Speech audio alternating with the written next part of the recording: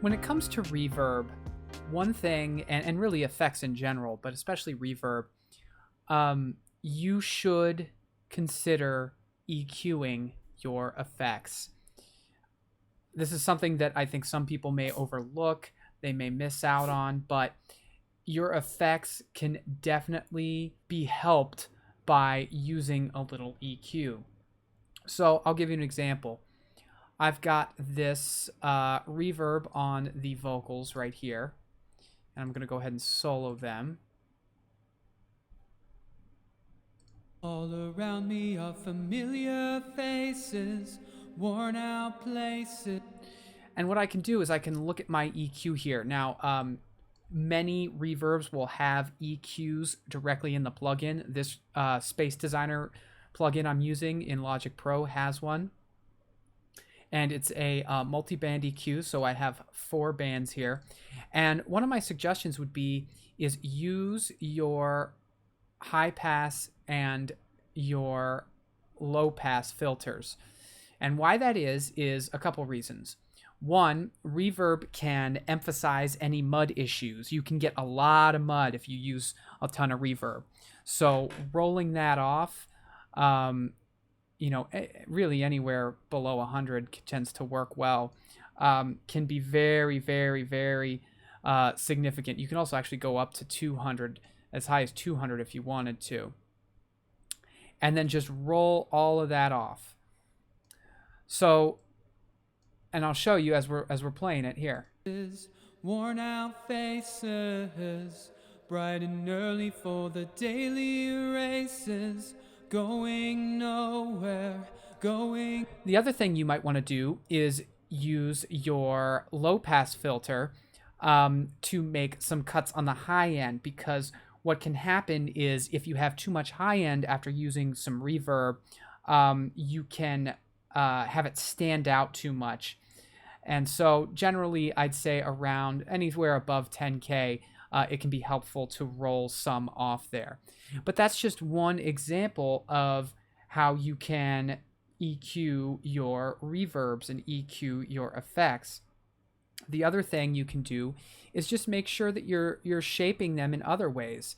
You know, say you like a certain frequency, you can always try to boost it. That's for vocals. Now, if I had reverb on an instrument, in this example, I have a reverb on my analog, my bass analog here. And I can go in here and listen to it.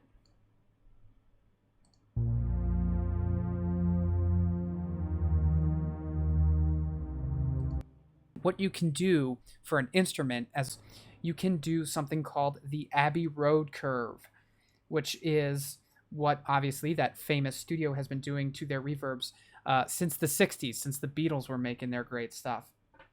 So what you do is you simply roll off your low end at roughly 600 hertz. So all the way up to here. You can actually enter that in if you have something like this. Roll that in. And then on your upper end, roll off everything at 10,000. And what that is the Abbey Road curve, and that's a way to EQ that reverb.